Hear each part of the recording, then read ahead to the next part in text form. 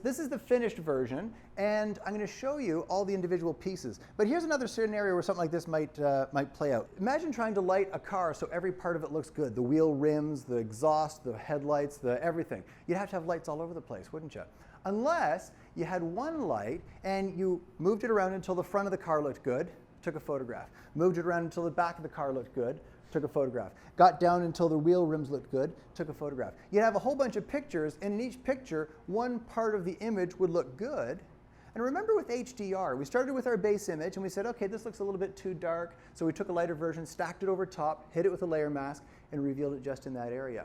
Well, that's a pretty versatile technique. So what I did last night is I went and I photographed a little radio receiver, and you can see that every single photograph in that folder sucks. They're all awful. And the reason for that, it took me about 3 minutes. If you check the timestamps, you'll see this one was taken at 8:45, and the last one was taken at 8:48. So it was about a 3-minute shoot. And here's the setup. So there's my camera, there's the thing. It was just a piece of paper that I taped to a box of offcuts from some prints I was making, and there's the light that I used. It's just a little OTT light, which is a little 5,000 Kelvin daylight bounce thing, and I just kind of held it close and just kind of moved it to different positions. So this is, in a way, a bit of a cruel thing for you guys, but here's what you're going to do. Take a look in that composite raw files folder, and like I said, they all suck, and some of them even have the light in the way. You know, I wasn't trying to, you know, do anything particular. I was just like, I'll make this part look pretty. Then I'll make this part look pretty. There, look at that. There's the light again. Basically, look for every part of the image. So there's a nice bottom part of the receiver there. Maybe there's a nice side of the receiver. And just like HDR, start with one image, stack another one on top. I'll go through the first few with you. And then what we're going to end up with is something along the lines of this. Once we've got it all composited together, we'll go through the process of cutting it out, putting it on a white background, some shadows, and we'll make it look all pretty like that. So I'm going to pick, and you guys pick whatever you want, a good looking side. Maybe I'll just say, oh, this side looks good. So I'll open that one up. Open the image, and that'll be my starting point. And oh, look at how nasty and awful and dark it is down there. Well, let's see if I can find one where the bottom of it looks better. Well, that was not bad. Open that one up. And just like HDR, I'll stack them on top of each other so I can right-click, duplicate this layer, send it over to, it looks like 1101 is going to be my base image. Pop over to my base. Look at that. There they are stacked on top of each other.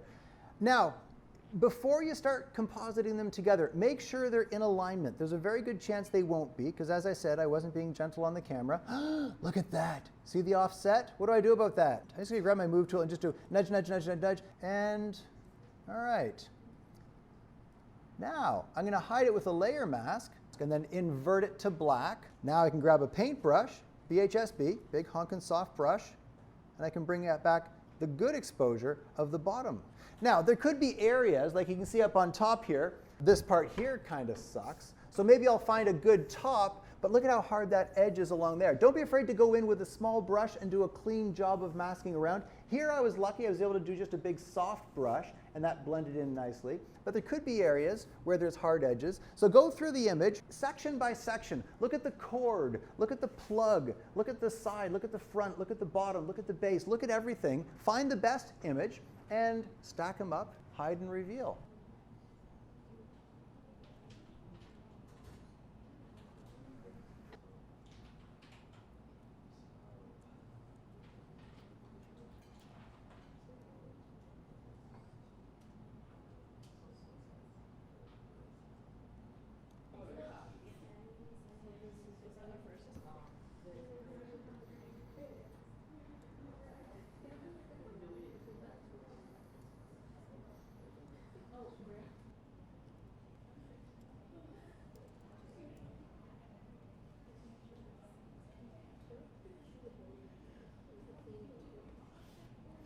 So guys, let's make a merged copy of everything. Anybody know the keyboard shortcut to make a merged copy of all these layers without getting rid of any other layers? Select your top layer and do Command, Option, Shift, E. And look at what happens. It takes all those layers down below and boink, pops them up onto a new layer. This is the same thing as going Select All. Notice we have the entire document selected. Edit, copy merged, makes a merged copy of all these layers, and then edit, paste. Look at what happens. That merged copy gets put to the top of the stack. But the keyboard shortcut for it is Command, Option, Shift, E. Now, we're going to give that a layer mask. And we're going to be cutting this out onto a white background. So I've given it a layer mask. And I'm just going to slip a white layer underneath here. So when I start cutting this out, I'm not looking straight through to all these layers. Because right now, if I start painting on this layer mask, watch this. Looks like nothing happens, even though I can clearly see that I've painted on my layer mask, because I'm seeing all those other layers down below. So what I'm going to do is put a white layer. I'm going to make a new transparent layer. I'm going to fill it with white. And for contents, I'll choose white. And I'll hit OK. Uh-oh. I don't see my microphone receiver on top of that. Why not? Oh, move it lower down. Yes, because we've got that stacking order. It's like we're looking down through that stack of layers. I've put it right below my layer here. Now I'm going to grab the layer mask. And there's a bunch of ways that we could try to cut this out. I mean, we could try the channel masking thing that we did before. I don't know that it would work. That certainly wouldn't work around in here. There's like no contrast between the subject and the background. We could try things like, quick select and refine the mask. I'll show you one of those ways first. If you hit W, it'll take you to your magic wand section. If you click and hold, you can get the quick select tool. And again, this isn't going to work great, but it can be fast. If you have a whole lot of things you got to mock up really quick, they can do a real fast job of mocking things up. So I could, select the box here. It's not going to do a great job down below. I'll show you in a minute the proper way. Now it included that down there. How would I get rid of this little selected area in here? Minus. So if you hold down the Option key, it'll temporarily give you the minus. Okay. And if I then gave it the layer mask, let me just delete that layer mask for a second. With this selection, if I give it a layer mask, it's not bad, but it's not great. And especially down in the low contrast areas, it had no idea what was what, and it just kind of, yeah. We could try to refine that edge. Let me just quickly show you, if you are in a hurry, you got to mock something up really rough. There's a rough version from the quick select. With the layer mask selected, if I go under Select and Mask, or under the Select menu, Select and Mask, this window pops up. If you're on a slightly older version of Photoshop, it'll look different, but all the tools will be here. And if I go under Edge Detection, if you click that little arrow, it'll pop down. And right now, there's an edge around the layer mask, and it's a very hard edge. With the edge detection, let's say I bring the radius up to like 3 or 4 pixels, it'll look 3 or 4 pixels on either side of that edge to see if it can do a better job than that quick selection did. So let's bring her up to, there's 2 pixels, and if we show original, there's after, not a whole lot of difference. Let's try again. That's 3 pixels. Yeah, still, you know what, with the amount of inaccuracies in here, it's not going to do a great job. Well, it's not so bad. And things like hair, if someone had like really stray hair, let's say this was a person and they had hair, but then there was some like stray hairs that were coming out into the background that didn't get included in the original selection. Using these tools here, you could paint over top and try to get those included. But you know what? Let's just do this the old-fashioned way. Let's do this by hand. You'll see. No, it'll be fun. And by fun, I mean totally boring, but that's okay.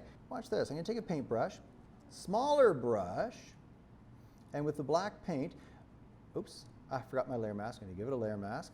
Make sure you have the layer mask selected, and I can make that white background show through. Now, be careful. I had some people this morning that had this layer selected and white paint, and look at this. It looks like the exact same thing's happening, except it's not actually ending up on the layer mask, and we're not actually seeing through.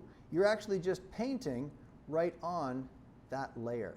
You're just painting white right on it. So make sure you have the layer mask selected, black paint, and an appropriately sized brush. Some people, they tried the pen tool, and the pen tool would work. You could cut out all the way around this thing. The thing is, the pen tool, does it create a hard edge or a soft edge selection? A very hard edge, which you could then feather. You could load that up as a selection and then feather it, but how much would you feather it? Take a look at this. We've got a very hard edge over here. So an appropriate sized brush for this might be, that's even a bit big. This might be an appropriate size for cutting out this bit along here.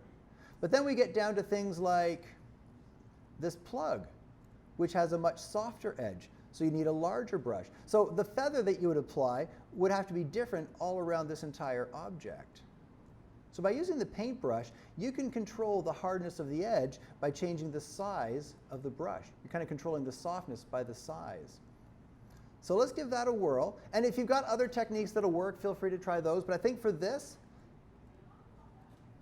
will work best. Now, if you do get to a softer area, like here, it's going from a fairly hard edge into a bit of a softer edge. If you need to change brush sizes, if I just hit the right square bracket to make a bit of a larger brush and continued straight along the edge here, you'd see a little bit of a dip where that larger brush kicked in. Notice I got to here and then I angled out away from this thing because I want to take a bit of a larger brush because this edge is getting a bit softer. So I'll take a larger brush. I'll start back here above where I dipped out, and I'll cut back in towards the edge and continue across. So that lets you use a slightly larger and therefore softer brush without leaving evidence behind. So see if you can cut all the way around the outside of this. And you don't need to fill in the back area just yet. The purpose right now is to get all the way around the outside and come back to where we started so that we can use that expansion technique, which may seem a little familiar. All right, so see what you can do about cutting that out.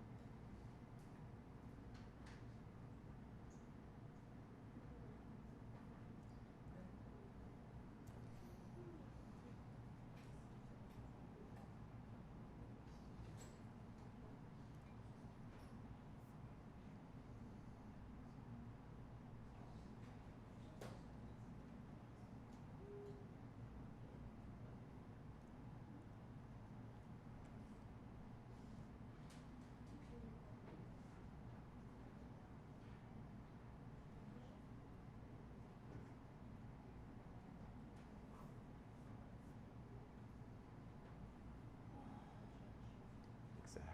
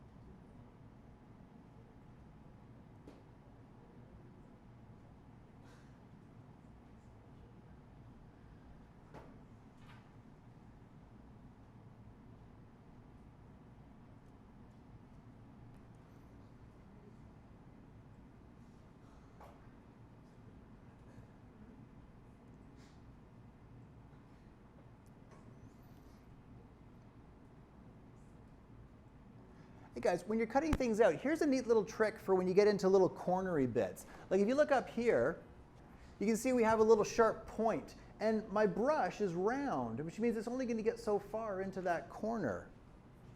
And you'll often see when people have cut things out like this, they get into a corner and then they come back this way, and that little bit there gets missed. Watch this. If I go right past it, whoosh, right out into there, then I can hit X on the keyboard to get some black paint, shave this off. There's my little sharp point, hit X again, and continue back the way I came. So that can help you keep those little sharp points in there, especially if you're cutting a person out. Let's say you want to cut someone out and put them on the background, around their hands and their armpits. You're going to see those little V notches all over the place. And by swooshing past, trimming off that round edge, and then going back the way you came, you can keep those nice sharp points. Basically, you're getting rid of one of those little points that people can look at and go, hey, that's been photoshopped.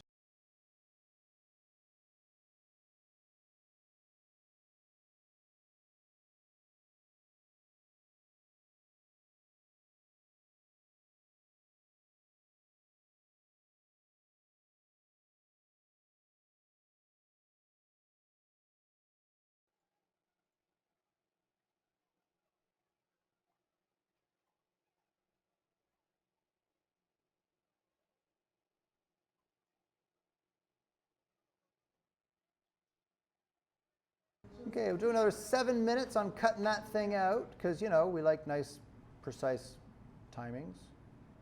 And then we'll take a look at giving it some shadows and a nicely colored background.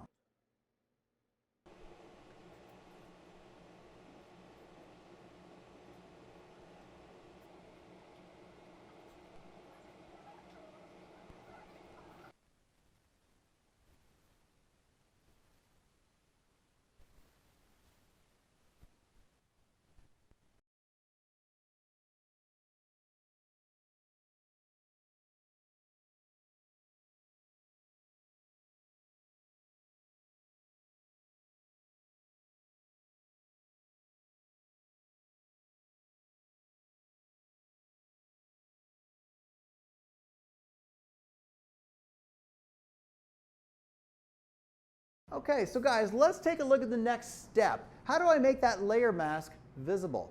What if I held the Option key and clicked on said layer mask? What's the next step? That whole background area has to become black. Oh, and that little thing in there. Select that white. Now, normally I don't recommend using the magic wand for making selections, but if you hit W on the keyboard, it'll take you to the section where the magic wand hangs out. And if you click and hold, if you've got the quick select tool, you'll see the magic wand is just down there below. So let's grab that magic wand, click in the background, and look at this. See this little crocodile eye here? How do I get that selected as well? If you hold the Shift key, look at that. See that little plus sign that appears? I can then, boink, add to that selection. Now here's the problem, guys. Take a look at this. Let me zoom right in there. What's that?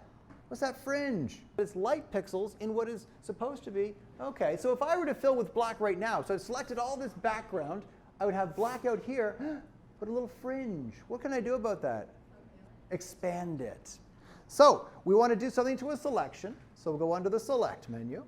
Now notice I've zoomed in on the narrowest line. Look at this. See, I've got some really thick lines down here because it was very soft and out of focus, and notice how that line gets thinner and thinner. I'm choosing the thinnest part of that line because if I were to do the expansion based on a thick line down there, it would jump, oh, probably too far and clip off some of this fringe on the other side. So I want it to expand just as far in there as I can without it getting any of that. So I'm going to guess at around, let's try 5. Let's see what happens. Select, modify, expand. Let's try 5 pixels. You know what? I bet I could do one more. I'm going to undo that. I'm going to do 6 pixels. Now for you guys, it'll probably be different depending on what size of brush you used. Yeah, I think that's got it. Now the problem, of course, if I get down to these lower areas, that expansion wasn't quite enough. There'll still be a hint of a fringe. I'll show you how to deal with that later. All right, I'm going to choose Edit and Fill. And for contents, I'm going to use black. And I'll hit OK. Now up here, does a great job.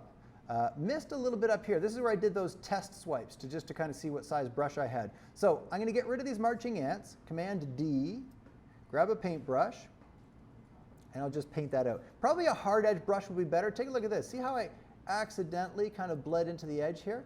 In this case, a hard edge brush might make a little bit more sense, and then I can just paint out and shift-click to get rid of those problem areas. Now there is still some fringe around here. Now watch this. I take my magic wand, I could select the black again, but that's not necessarily going to help. Watch this. I'm going to select the white, which means now I have the white selected. I'm going to expand this selection outward, again, same as I did from the other side. Select, modify, expand. I'll try it 6 pixels, see what happens. Not quite enough, maybe a little bit more. Select, modify, expand. This is based on that wider area, and that's why I'm getting that fringe. So I'll give it 2 more pixels, and we'll see what happens. All right. Now I'm going to invert that selection. Right now I have the inner part selected. I'm going to go under Select, Inverse. Now I have the outer part selected. I can take that paintbrush, and I can paint this out without worrying about getting over top of the background here. So wherever you see that fringe, we can just run this over and clean it up.